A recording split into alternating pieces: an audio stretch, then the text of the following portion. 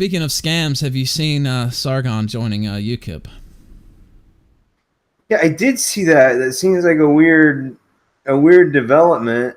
I don't know. All those people are weird, and I don't know if you sent that article.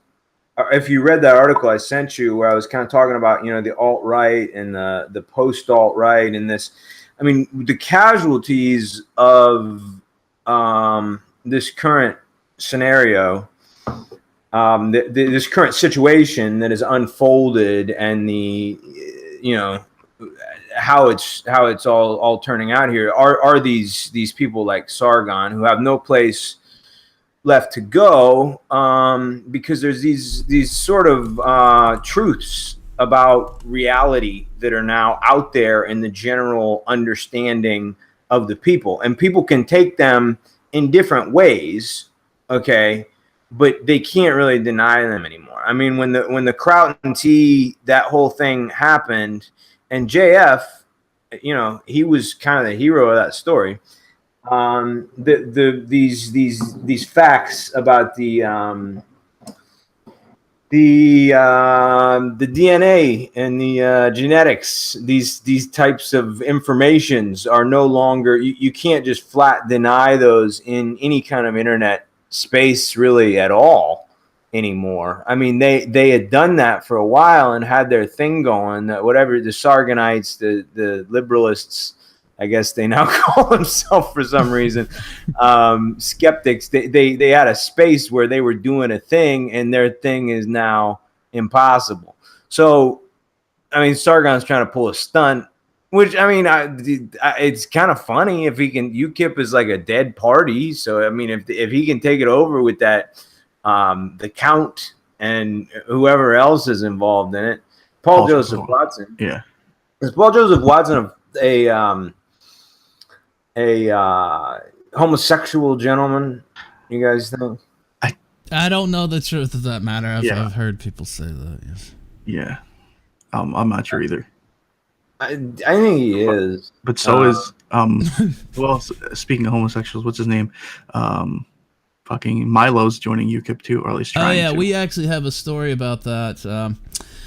And I guess, hold on, let me switch screens so we can see it really quick. Milo, I actually like better than any of those people. Milo, this is an article about him. Milo Yiannopoulos encourages vigilantes to start gunning journalists down. And he's quoted, he sent this as a text to a journalist: "I can't wait for the vigilante squads to start gunning journalists down on sight." By the way, that's Milo speaking, not me. The right-wing nationalist told Observer over text message in response to a longer feature in development about an Upper East Side restaurant he is said to frequent. He also sent that to a Daily Beast reporter. And he also joined UKIP just the other day, so I'm sure the optics concerned members of UKIP are very happy to see headlines like that. But I don't know how political parties work. I know that this has happened in Britain. I know that it's happened before in different countries. If enough people join it's kind of like stock shares. If you can get enough people to join a political party, can't they remove the existing leadership? I mean, I don't know. I think they can. You could. Why couldn't you? Yeah, you could. If you get enough members and you get enough clout in the party, of course you can probably take it over, subvert it and take it over. I think even Sargon said that on a stream recently, that's what he wants to do. He wants to subvert and take over UKIP. I don't think that's. I think that's a good way for this guy to be spending his time. It's better than having that stupid fucking thing that I did with him.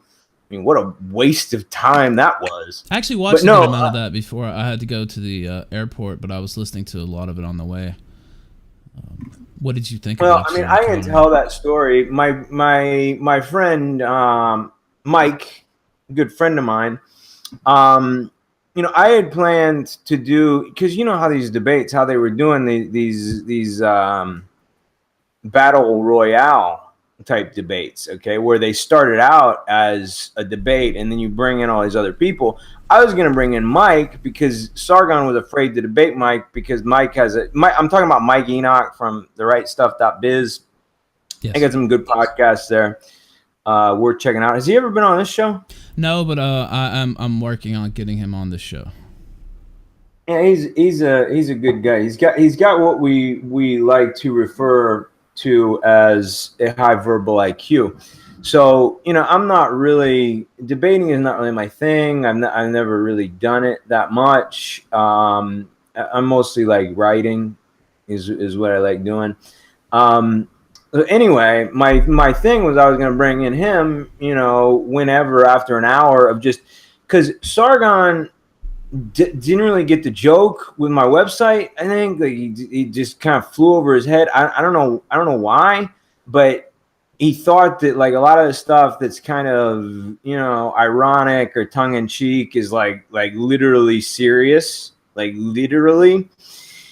And so he thought that I was going to go on and just say like, well, we're just going to round people up and like this type of thing. Like it's just going to be like like the Turner Diaries. But so he wanted to try and get me to say that type of stuff. So I wanted to just go on and be like, look, I'm a normal person here, man. You're the one that's acting weird. You're the one that does tricky speech with people and tries to trick people and acts like, and then I was going to bring Mike in, but that didn't work out because Mike was asleep.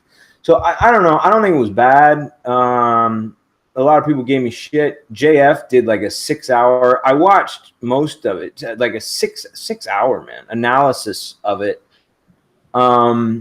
Which, I said, I watched like 2 hours of it. And I said, if I ever decide to become a professional debater, I'll save this on my hard drive here just in case, but not planning on doing that. Oh yeah. So what I should do, I guess, is play this Sargon clip while we're still able to stream here. Let me find it really quick. Okay. So here's the clip. And if you go ahead and pull it up on your own, I'll play it. I'll play it for the audience. It's Sargon and apparently Gamergate never ended. And I'm just gonna go ahead and play it right now. The first two times he mentioned Sargon and was basically saying what a piece of shit Sargon was, you completely ignored him. And then the third time again, you were like, you keep bringing up Sargon, and what you're saying is objectively false. Sargon does in fact read the things he says he's talking about.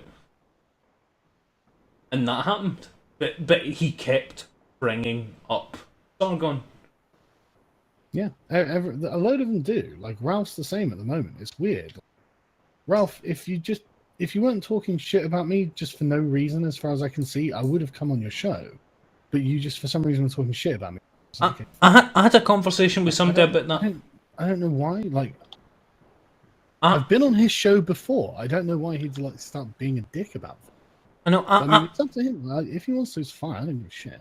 I had a conversation about that, and like, I was like, the thing is, like, he's pure tabloid now. All he does is it's just like, oh, Sargon did this, Sargon did that, Sargon's a gay boy. We have Jim here to talk about how gay Sargon is, by the way, and somebody's like, oh no, he doesn't do that. Ralph is very fair to Sargon, and then screen cap, like, Sargon's failure, Sargon's embarrassment, Sargon is a coward, and it's just, fuck off. Just fuck off, you're embarrassing. Yeah, I mean, it's just like, do they think that the war against the SJWs is over? Ralph, Gamergate never really ended. I mean, this is the thing, right? Ralph, when he has a target, Ralph is actually really good at what he's doing. Like cataloging the stupid shit that demonstrates that their side, the SJW side, is fucking atrocious. Apparently, unless you're his target, because he just keeps making a fucking fool of himself. Like, Sargon's plan with the UKIP was a complete failure, and it's like, oh, the post was false. Here's a picture. Here's a picture standing with his arm around the fucking leader of UKIP. Actually, the picture we took together, we were drunk at a place called Claridge's. Speaking of Milo, he paid for all that, so thank you for those drinks, Milo. So a couple things. First off, I've always ran a tabloid. Like, I really don't know. Now he's straight tabloid, dude. I've been tabloid this whole day one-ish, right? Yeah, that's not a new development. We've always been doing tabloid type shit.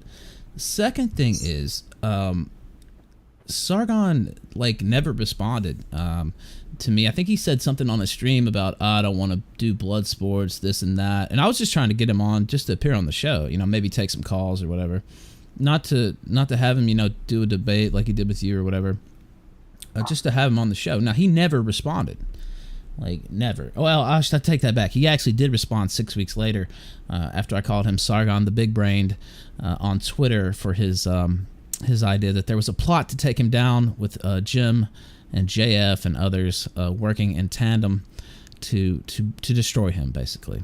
Or he didn't say that was happening. He said he had heard that might be happening. So he just was. People say. Speaking of tabloid tactics, that is a classic one that I've also used many times. So I like how they deride tabloid style presentation and then use that exact same type of presentation.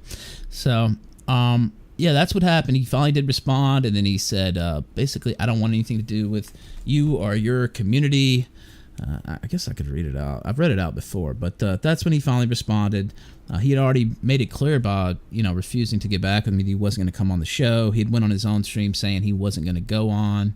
People had super chatted him, trying to get him to talk about it. So this idea that he was going to come on the show, I mean, that's just false. I talked to V, and he knew about the request. Oh yeah, here's the quote from Sargon. "This is why I avoid your community like the plague." That's what he said. Sargon need more dopamine. Because I made fun of him on Twitter. And then so what if we've been rolling on him, which we have? How is that a good enough excuse? Like, okay, we made fun of you, so now you can't come on the show. Yeah, we make fun of me every single night. I mean, I just retweeted Jim's tweet. I don't care. Like, it's all good. So if that's a reason not to show up, that's pretty pathetic. Yeah, no, I mean it's the whole thing in the internet, man. People talk shit about each other, make fun of each other. That's what makes the internet fun. Yeah, Sargon. I mean, I think he's just kind of trapped, man. He's trapped in a thing because I mean, the takeaway of that quote debate that I had with him was that he doesn't really have a belief system about anything. Like, he doesn't have any solid. And you read like what he's trying to promote, and it's like, what are we talking about here? These are just like, this looks like it was written by like a female 7th grader, like trying to summarize, like the Constitution or something. Like, we believe in freedom and that people should have rights to private property. So controversial statements there, yeah. sir. That's the liberalist manifesto. Revolutionary. Wow. I like freedom and McDonald's. Yeah. Yeah, it's not really like he doesn't have any type of strong convictions or positions. And basically the thing with Sargon was he was doing a critique. He was critiquing all these people. And, as they say, it's easy to be a critic. You can break down anybody's argument. I mean, even if the argument is correct, you can. I mean, we saw this with the Hebrew people and the Frankfurt school of breaking down, a social order that exists, and it worked very well for a very long time, thousands of years. Going back to ancient Greece, we had a kind of a social order which they critiqued and were able to break down. So you can critique anything, and it's not really that hard. But then he decided he wanted to start promoting something instead of just staying in that place. If he would have just stayed in that place of like, I make fun of people who are doing stupid shit and putting it on the internet, he could have kept this thing going. But then he decides he wants to promote something, and it's a lot harder to promote something than it is to critique something. So he's now in this position, and he doesn't really have anything. I mean, what I got him to admit is that he would prefer to have an all Caucasian country, but that he thinks it's impossible to deport the persons of color, because if you did, you would be violating their civil rights, and then if you deported them, you would start deporting yourself. Like, I mean, it was a really weird, like, just stuff that didn't make any sense. But he did admit, he said that he thought that Hitler was a good person, I heard that. Yes. Yeah. Which was kind of astonishing. Yes. Yeah. And he said that he basically, I mean, you can probably pull the quotes, where he said like, well, yeah, of course we would all prefer if it was only white people in our countries, but we have these people and we've given them citizenship. And if we take away their citizenship, then we'll start taking away our own citizenship. And then there's no rule of law. So basically he's like, well, yeah, nobody wants these people here, but the logistics, that's what I kept saying was that he was talking about logistics, that the logistics of changing the demographics would lead to some kind of vague catastrophe. So he doesn't have any belief system, and he's already made all these admissions, okay, about, about points that were, went with the alt-right, which we can talk about the whole alt-right thing at some point. I mean, you guys got a long show here. I don't know how long you want to keep me on, but yeah, we might go a little bit less than we usually go, about 3 hours. I'm shooting for 90 minutes. We'll see. We'll see what happens. Oh, no, go ahead. Continue with your thought, though. I didn't want to cut you.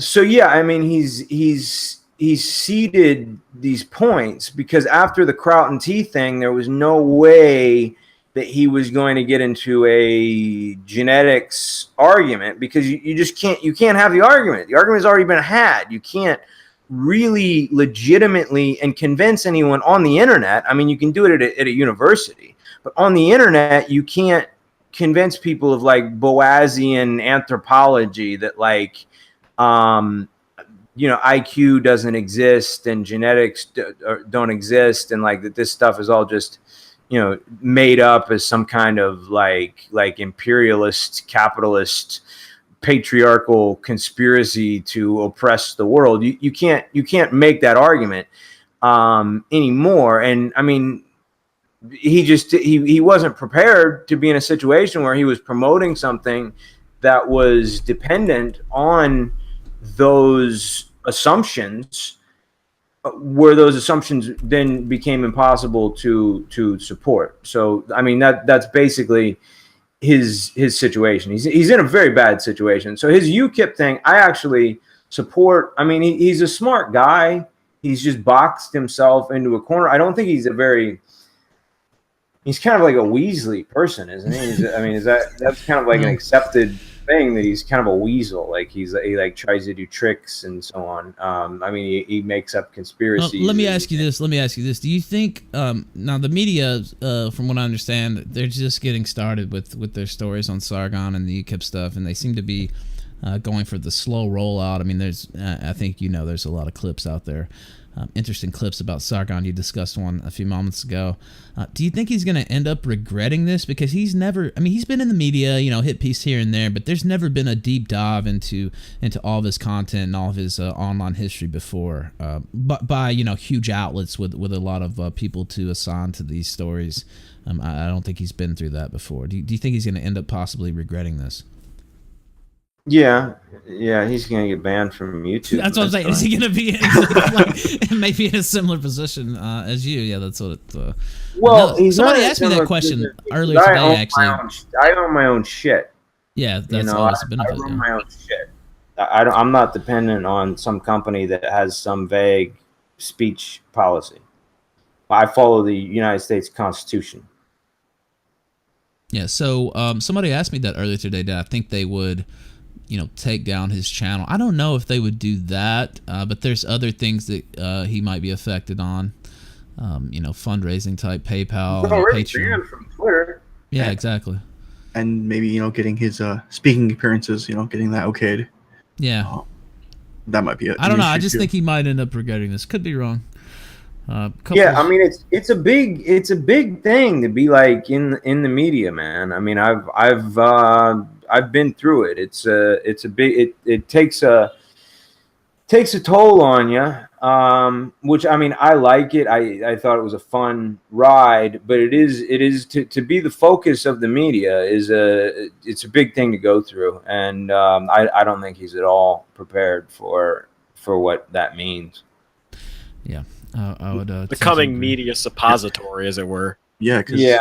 as Ralph was saying, there's been articles pretty much since last week rolling out little by little. The Guardian had one, Right Wing Watch had one last week. They're all doing it little by little. But what do you think UKIP is going to do? Do you think they're going to stick by Sargon? They're doing it to all of them, Count Dankula, Paul Joseph Watson, and Milo, or do you think they're going to cut them loose as quickly as possible once it gets too hot?